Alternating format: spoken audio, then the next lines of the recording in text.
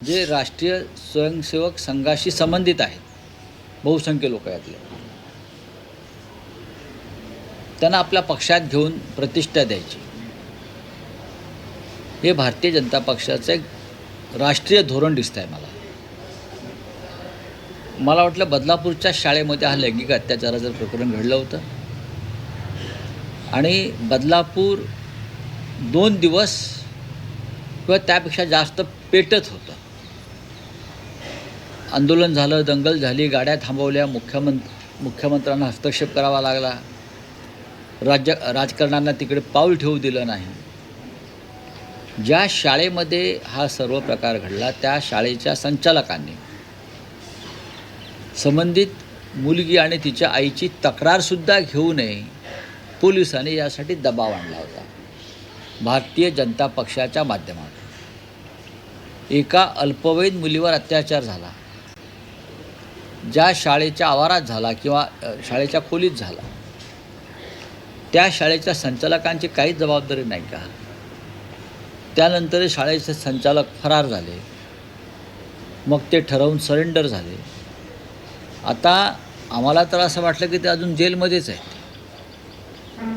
पण आता तुमच्या माध्यमातून कळते की ते नगरपालिकेच्या सभागृहात रवींद्र चव्हाण त्यांना घोड्यावर बसून घेऊन चालले आहेत. काय चाललं या महाराष्ट्रामध्ये? संपूर्ण देशामध्ये हे सुरू आहे. तुम्ही उत्तराखंडमध्ये अंकिता भंडारीचं प्रकरण तुम्हाला माहीत असेल. भारतीय जनता पक्षाचा एक प्रमुख नेताच त्याच्यामध्ये आहे. तिच्यावरती अत्याचार करून तिला ठार मारण्यामध्ये ते भाजपचे खासदार झालेले. आता इथे जे आपटे नावाचे गृहस्थ आहेत, RSS आणि भाजपशी संबंधित, त्यांना लैंगिक अत्याचाराबद्दल काय भाजपने बक्षीस दिलं आहे का? इनाम दिलं आहे का? पूर्वी इनाम द्यायचे. तर अशी कृत्य करणाऱ्यांना इनाम ते निर्दोष सुटलेत का अद्याप? नाही. जर न्यायालयात खटला चालवून त्यांचं निर्दोषत्व सिद्ध झालं असतं तर त्याच्यावरती कदाचित आम्ही नसतो बोललो. पण अजून खटला पेंडिंग आहे. खटला चालवू दिला जात नाही भाजपकडून, हे पण तुम्हाला मी सांगतो. आणि भविष्यामध्ये यांनासुद्धा मुख्यमंत्री क्लीन चिट देतील. जर देवेंद्र फडणवीस यांना काँग्रेसबरोबर युती नको आहे, त्यांनी त्यांच्या लोकांवर कारवाई केली असं म्हणतात. जर देवेंद्र फडणवीस यांनी OBCच्या पक्षाबरोबर आमचे वैचारिक मतभेद आहेत, आम्ही त्यांच्याबरोबर युती करणाऱ्यांवरती कारवाई करू, मग लैंगिक अत्याचार प्रकरणातल्या आरोपींशी तुमची युती होऊ शकते का? ते पण त्यांना थेट तुम्ही स्वीकृत नगरसेवक करून पालिकेत पाठवताय. तुम्ही महाराष्ट्राच्या संस्कृतीवरती थुंकताय. महाराष्ट्राची संस्कृती आहे त्याच्यावर तुम्ही थुंकताय. काय संदेश देताय तुम्ही देशाला? आणि तुम्ही महाराष्ट्राचे रक्षण करते आहात. तुम्ही महाराष्ट्राचे राज्य करते आहात. हे तुमचं काम आहे. अत्यंत घृणास्पद प्रकार भारतीय जनता पक्षाने केलेला आहे. काँग्रेस, MIM ह्यांच्याबरोबर तुम्ही शेवटी छुपी युती केलेलीच आहे. आणि आता एका बाजूला लैंगिक अत्याचारात जे प्रकरण सगळ्यात जास्त या महाराष्ट्रात गाजलं आणि जनता हादरली, त्यातल्या आरोपींना तुम्ही तुमच्या पक्षात सन्मानानं घेऊन महानगरपालिकेत पाठवताय, ते पण स्वीकृत. लज्जास्पद प्रकार आहे. राज्याच्या प्रतिमेला काळिमा फासणारे कृत्य भारतीय जनता पक्ष करत आहे. लाडक्या बहिणींना 1500 रुपये देऊन तुम्ही असे व्यभिचार घडवताय. लाडक्या बहिणींना 1500 रुपये देऊन तुम्ही त्यांचे अब्रू विकत घेताय. बोलिये. राऊतसाहेब, पुणे आणि पिंपरी चिंचवडमध्ये दोन्ही NCPची युती आहे.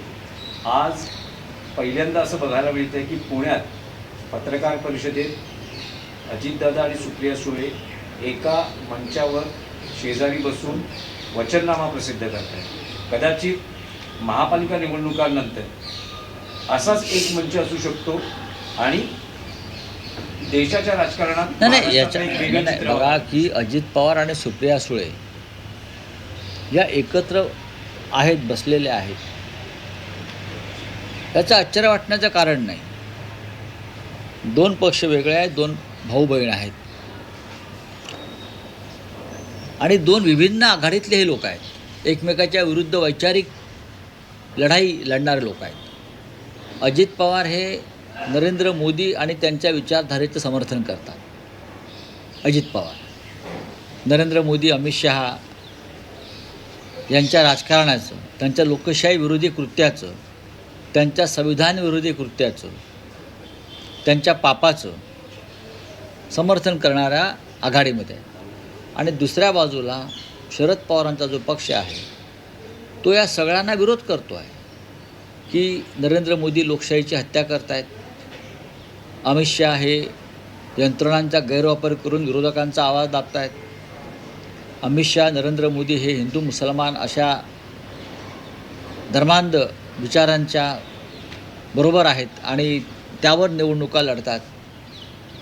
पण आता हे दोन पक्ष एकत्र येऊन निवडणुका लढत आहेत. याच्यावरती भारतीय जनता पक्षानं उत्तर दिलं पाहिजे. मी सुप्रिया सुळे यांना प्रश्न विचारणार नाही. आमच्यासाठी अजित पवार भारतीय जनता पक्षाच्या विरोधात जाऊन इथे आलेले आहेत आणि निवडणूक लढतात हे महत्त्वाचं आहे. पण जर आता परवा आशिष शेलार हे अजित पवारांची सावरकरांवर शिकवणी घेत होते, मग अजित पवारांना शिकवणी लावली आहे का सावरकर विचारांची? मग जर शिकवणी लावली असेल तर मग तुमच्याबरोबर ते का नाही, ते दुसऱ्या पक्षाबरोबर का आहेत? पण महाराष्ट्राच्या राजकारणामध्ये जो गोंधळ झाला आहे, एक डबकं झालेलं आहे आणि त्या डबक्यामध्ये बेडूक डराव करत बसल्यात. त्यांना कोणता विचार नाही.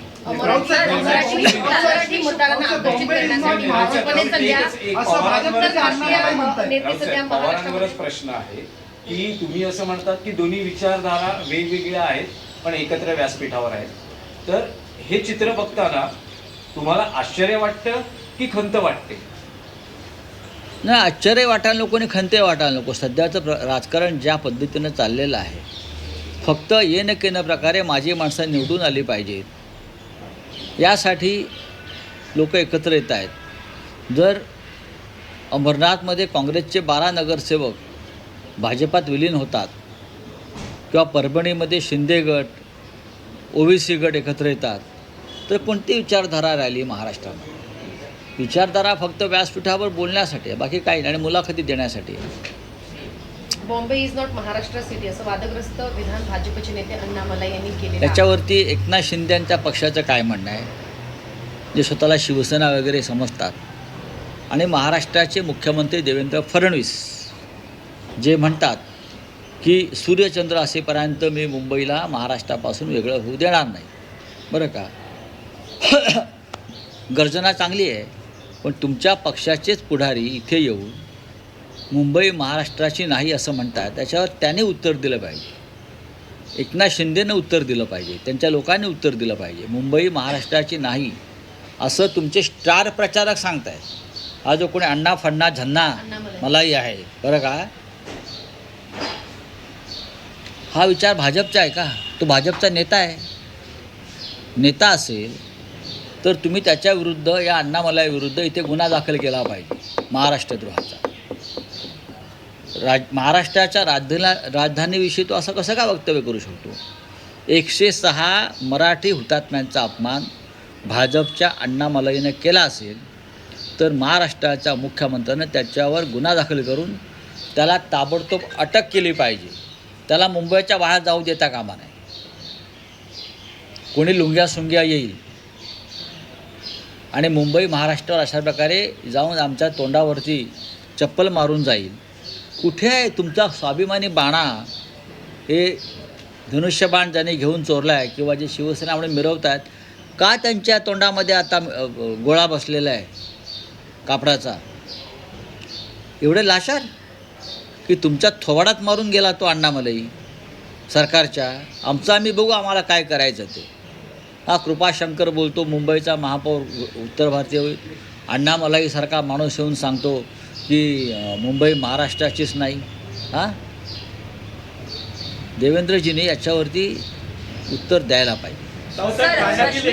रश्मी शुक्लाने 5 दिवसापूर्वी रिटायर होण्यापूर्वी एक अहवाल सादर केला होता. मीरा भाईंदरच्या प्रकरणामध्ये देवेंद्र फडणवीस आणि शिंदे यांना गोवण्याचा प्रयत्न केल्याचा अहवाल त्यांनी सादर केला होता आणि त्यांनी संजय पांडे यांनी हा म्हणजे दबाव आणला होता असं तुमच्या माहितीसाठी सांगतो, रश्मी शुक्ला या राष्ट्रीय स्वयंसेवक संघाच्या कार्यकर्त्या आहेत. त्यांचं अख्खं कुटुंब हे भाजप आणि राष्ट्रीय स्वयंसेवक संघाचे कार्यकर्ते म्हणून ते काम करतात आणि त्या वर्दीतल्या संघाच्या कार्यकर्त्या आहेत. त्यांच्या अहवालावरती विश्वास ठेवता येणार नाही.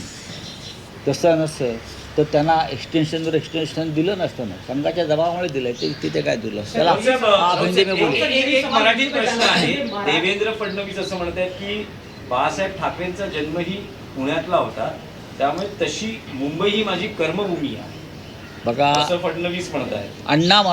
अण्णा मलाईवरच्या वक्तव्यावर आधी तुम्ही उत्तर द्या, मग जन्मभूमी, कर्मभूमी, धर्मभूमी काय ते आम्ही बघू. बाळासाहेब ठाकरेंचा इतिहास काढण्याचा तुम्ही भानगडीत पडू नका. त्या खोदकामात तुम्हीच गाडले जा. फडणवीस साहेब, तुमचा स्टार प्रचारक मुंबईत येऊन तुमच्या थोबाडीत मारून गेला अण्णा मलाई, बरं का? आता तुम्ही त्याच्या लुंगीमध्ये तोंड लपवणार आहात का? सांगा ना. मुंबई महाराष्ट्राची नाही ही सुरुवात, जे आम्ही म्हणतोय मुंबई तोडण्याचा प्रयत्न सुरू आहे भाजपचा, ही चाचपणी आहे. चला, थँक्यू. बड़े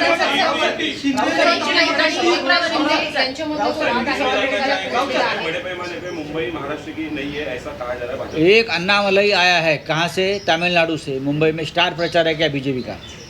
हाँ, स्टार प्रचारक है बीजेपी का. वो मुंबई में आकर कहता है कि मुंबई महाराष्ट्र की नहीं है और राज्य के मुख्यमंत्री अब तक उसके ऊपर जवाब नहीं दे पा रहे. डिप्यूटी सीएम एकनाथ शिंदे भी चुप बैठे हैं. जो अपने आप को शिवसेना और धनुष्य बाण लेकर घूम रहे हैं ना, शिवसेना, अगर उनके पास असली शिवसेना होती तो अब तक अण्णामलई की लुंगी छूट जाती मुंबई में. जवाब दीजिए फडणवीस और शिंदे कि आपका पार्टी का एक स्टार प्रचारक यहाँ आता है, नेता आता है और आपके मुंह पर थूक कर जाता है. वो बोल रहा है कि मुंबई महाराष्ट्र की नहीं है, तो किसकी है भाई? पाकिस्तान की है?